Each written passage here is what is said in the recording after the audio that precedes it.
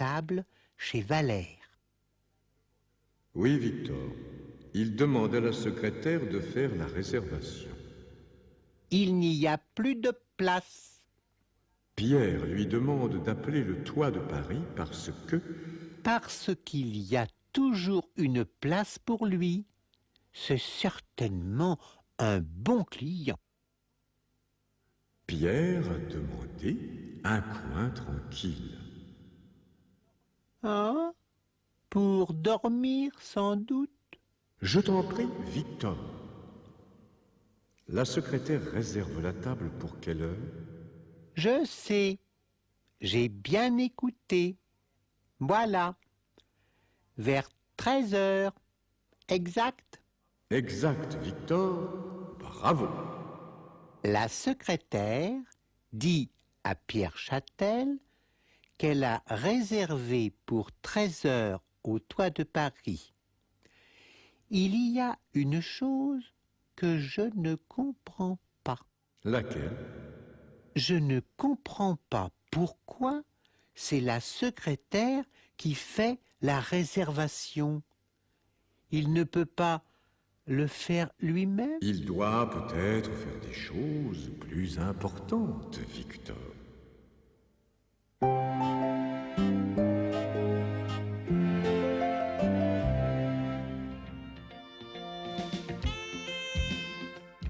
Pierre Châtel demande à sa secrétaire de réserver une table pour 3 personnes chez Valère pour 13 heures.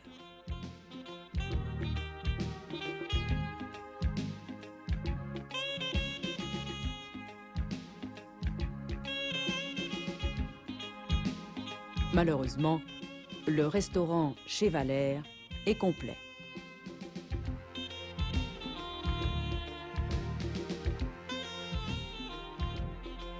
Alors, M. Châtel dit à sa secrétaire de téléphoner au toit de Paris parce qu'il y a toujours une table pour lui.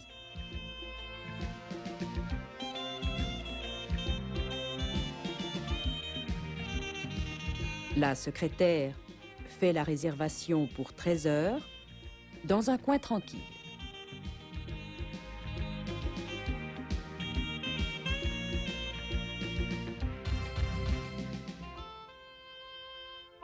Elle confirme la réservation à M. Châtel.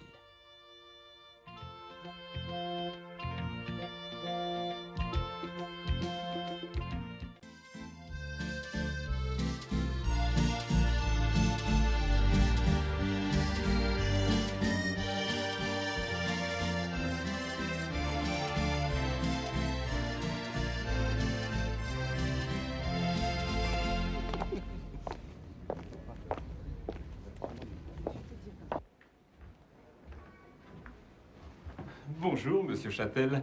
Mes hommages, madame. Je vous ai placé là. C'est tranquille. Merci.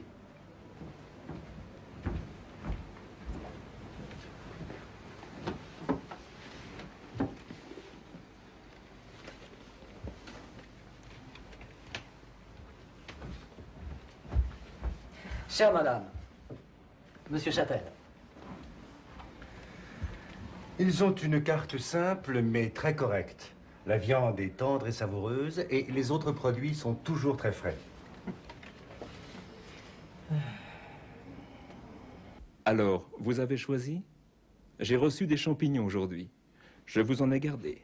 Je n'en ai pas beaucoup, mais j'en ai assez pour faire une belle entrée chaude. Revenue, avec de l'ail. Pas trop d'ail pour moi, s'il vous plaît.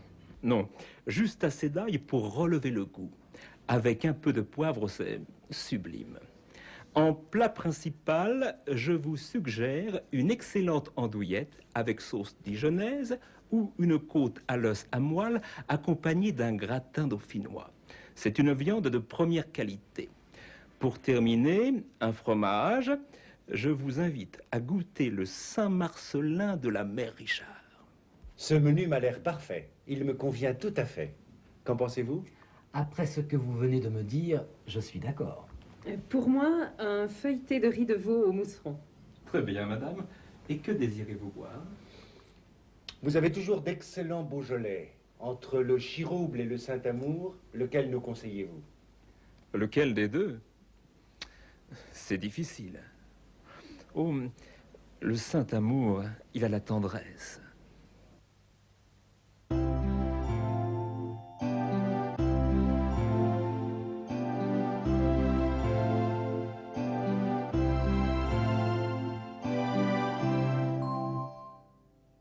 Ah, les voilà.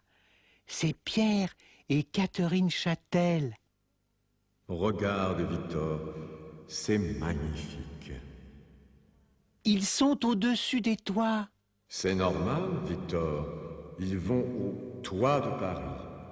C'est le restaurant que monsieur et madame Châtel préfèrent. Maintenant, le patron leur montre la table qu'il a réservée pour eux. Et lui, qui est-ce? C'est Hubert Martin. Il a rendez-vous avec Pierre et Catherine Châtel. Le patron leur donne les cartes. Il leur propose des champignons. J'espère qu'il les a bien choisis. En plat principal, il y a de bonnes choses. Et pour terminer, ils prennent du fromage. Un seul?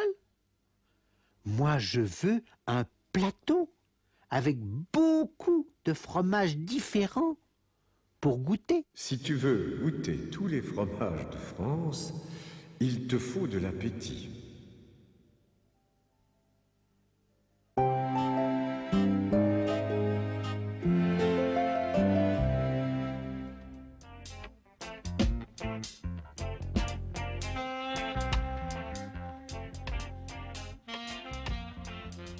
Madame et Monsieur Châtel arrivent au restaurant. C'est le patron qui les reçoit.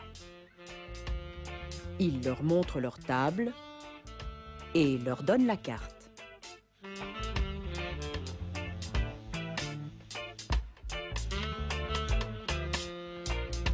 Ils commencent à regarder la carte et Hubert Martin vient les rejoindre. Il leur dit bonjour et s'assied. Pierre Châtel affirme qu'on mange très bien dans ce restaurant. Le patron leur propose un menu. Des champignons à l'ail en entrée,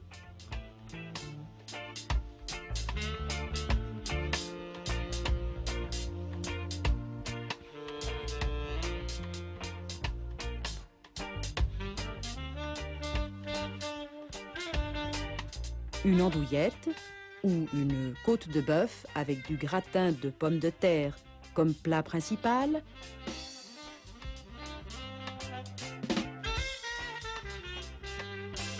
et pour terminer, un bon fromage, du Saint-Marcellin.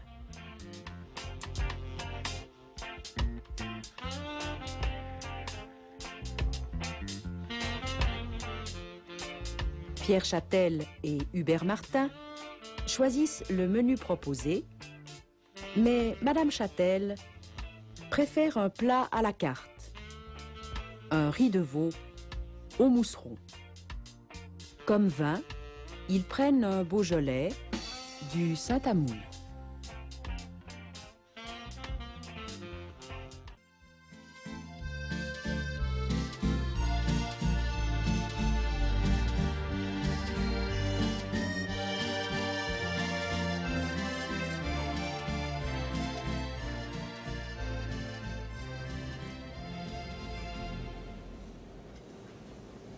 Est-ce aussi bon que d'habitude? Non seulement c'est aussi bon que d'habitude, mais c'est copieux. Mais parlons plutôt de vous, Hubert. Je suis né au Luxembourg et j'y suis resté jusqu'à l'âge de 5 ans avec mes parents. Après, nous en sommes partis. Arrivés en Espagne, nous nous sommes installés à Madrid et nous y avons vécu 8 ans. Et c'est à 14 ans que je suis venu en France pour la première fois. Après 5 ans, je suis reparti, tout seul, faire mes études à l'université d'Harvard. Vous parlez combien de langues? Je parle 3 langues couramment, le français, l'espagnol et l'anglais. Plutôt l'américain. Tu vois, Pierre, c'est ce qu'il faut pour notre fils Grégoire. Aujourd'hui, on a besoin de parler plusieurs langues. À propos, pour son séjour en Allemagne, as-tu vu le directeur de Grégoire? Oui, je l'ai vu, je lui ai parlé. Mais comme il n'a pas l'accord de l'école de Munich, il ne l'a pas convoqué dans son bureau. J'espère que ça va marcher. Il en a tellement besoin.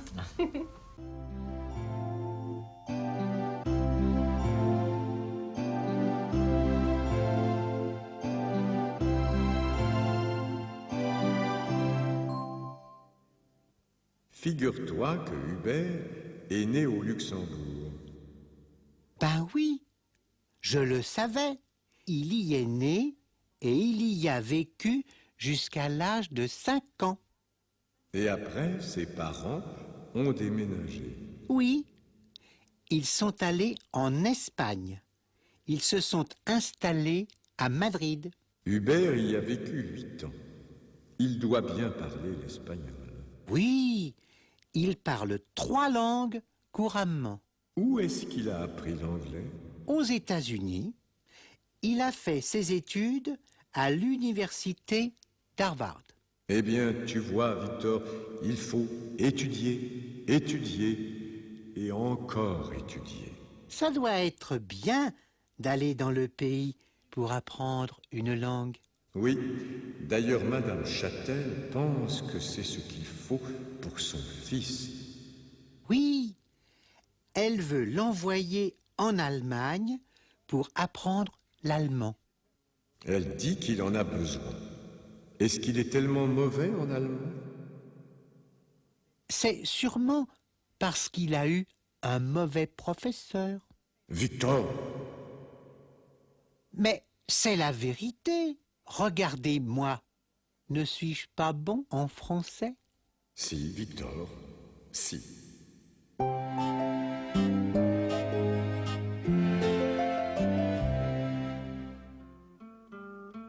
Hubert Martin, Catherine Châtel et son mari sont au restaurant. Ils ont fini le plat principal.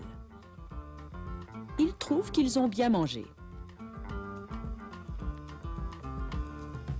Hubert Martin raconte qu'il est né au Luxembourg, mais qu'il a habité longtemps en Espagne.